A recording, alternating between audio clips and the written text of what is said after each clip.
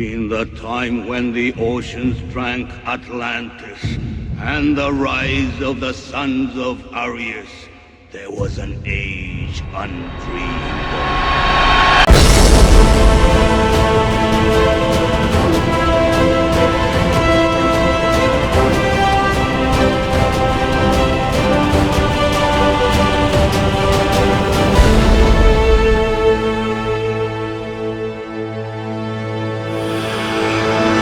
Hola amigos, bienvenidos a Hijos del Sol.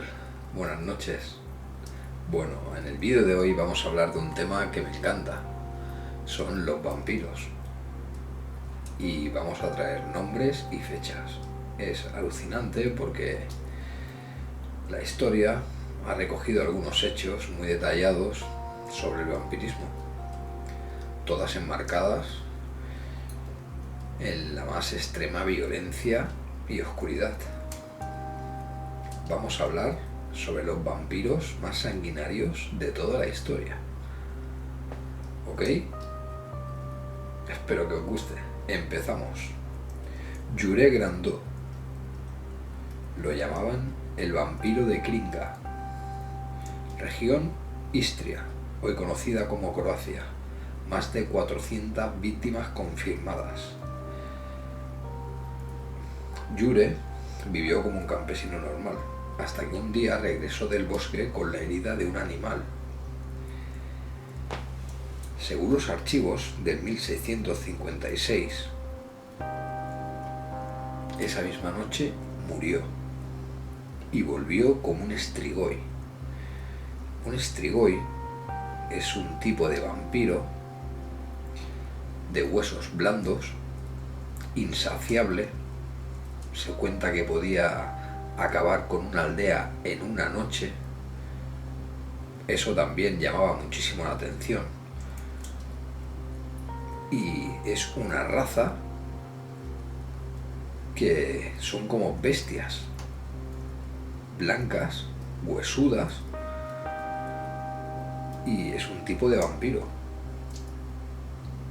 Este strigoi volvió atormentando a todos sus familiares primero, luego a la aldea y luego se extendió a toda la comarca. Se cuenta en los archivos que 3 semanas después de la aparición del strigoi había más de 12 niños desaparecidos, casi la mitad de niños de toda una aldea. Esta situación estuvo así durante 16 años. Estaban aterrados. Los lugareños dieron caza al strigoi. Algunos aldeanos llegaron incluso a dejar de tener hijos por miedo a que se los llevara el strigoi o porque ya habían perdido algunos. Alucinante.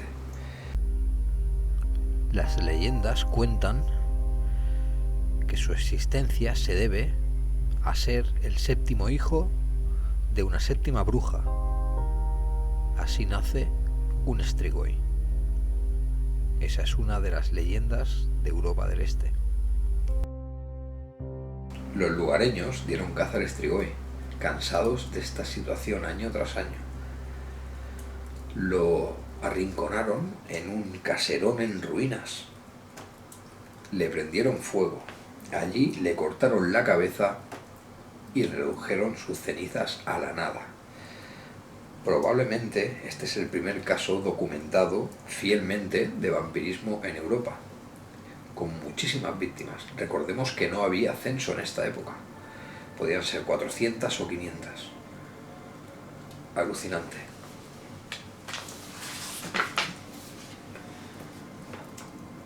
Bien, ahora vamos al segundo vampiro más sanguinario de Europa. Peter Blagojevich, el 9 veces muerto, más de 300 víctimas confirmadas. Europa del Este, siglo XVII, cerca de Kislova, Serbia, en tiempos de guerra y conflictos muy duros. Se cuenta que este soldado murió a causa de la herida de un animal y esa misma noche volvió convertido en un demonio imparable. Dada su condición física, según cuentan las crónicas, se le intentó matar 9 veces y todas fallidas. Sus víctimas iban de mujeres, niños y hombres. Aparecían desangrados y con las gargantas abiertas. La histeria se apoderó de la comarca y llegó a instancias de la autoridad local. Removieron cielo y tierra para encontrarlo,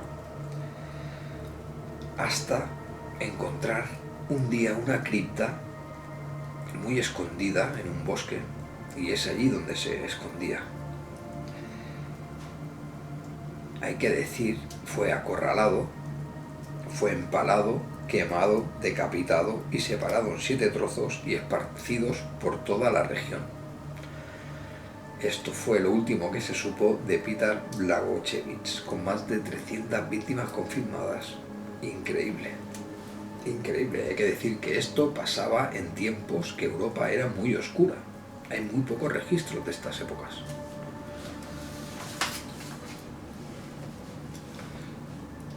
Vamos al tercer vampiro más sanguinario de Europa, el partisano de Medjeda, Europa del Norte, siglo XVI. A este lo llamaron la plaga.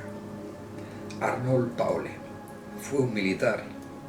Los informes cuentan que muy valiente. Fue atacado por un upir. Un upir es un vampiro, pero un poco diferente. Puede caminar a la luz del día, puede pasar por un hombre o por una mujer, pero se alimenta de carne y de sangre. Suelen ser mujeres muy bellas. Bueno, este soldado fue atacado por un upir, pero se pudo salvar de morir ese día porque comió tierra de la tumba del upir. Luego, con la edad, a lo largo de los años, fue decayendo y murió. Pero la noche que murió volvió como un upir y fue una auténtica plaga. El caso de Paole fue determinante para Europa. Fue el que desencadenó la epidemia del vampirismo más grande que se ha conocido hasta la fecha. Se calcula que habría unos 16 ataques cada noche. Esto es lo que cuentan los textos. No se supo nada más de Paole. Lo que se sabe es que se quemaron aldeas enteras. Los regidores de las comarcas mandaron tropas a todos los rincones para acabar con las bestias que surgían tras los ataques de este ser. Allí se les tiene mucho respeto. Y bueno, ahora si queréis pasamos a la cuarta, porque es una mujer, no por ello menos importante, al contrario. Pasamos a Elisabeth Báthory del Cid, la condesa sangrienta, que se sepa más de 650 víctimas confirmadas. Vivió entre el 1560 y el 1614. Este caso ha probado que dentro del cuerpo del ser humano sí puede albergarse un monstruo. Familia noble, bien situada, con un castillo, atraía a las doncellas, las engañaba con comida y otros enseres, sobre todo doncellas de clase baja, pero con una condición: tenían que ser vírgenes. Hacía todo tipo de rituales con ella y se bañaba en sangre. Hay que decir que todo esto empezó porque una criada, peinándola, un día le dio un tirón de cabello y ésta se enfureció tanto que la bofeteó. Sangre de la criada le salpicó la cara y ella juró y perjuró que la zona donde le cayó la sangre se volvió más blanca, más tersa, más limpia, y desde ese día se bañaba en sangre, a costa de las vidas de las plebeyas. Pues alucinante, porque estuvo 20 años haciendo esto, hasta que las plebeyas se terminaron, pero su sed no las podía parar. Su corte le ayudaba, y los que no le ayudaban los sacaba afuera del castillo y los cubría con agua cada día hasta que se congelaban. Se cuenta que tenía figuras de hielo humanas en el patio y en las afueras del castillo, de los criados que no obedecían sus órdenes. El fallo de esta mujer fue que dio un salto de las plebeyas a las hijas de los nobles. Y esto ya la Casa Real no lo pudo soportar. Su primo era el rey Matías, y al enterarse de lo que estaba sucediendo en una de sus comarcas, mandó una tropa al castillo de su prima Elizabeth. Y lo que se encontró esa tropa allí fue increíble. Cientos de cadáveres amontonados, todo tipo de torturas, piscinas de sangre. Durante 20 años desangró a más de 650 chicas. Que se sepa, su posición social la hacía intocable. Pero ese día la tropa acabó con toda esta locura.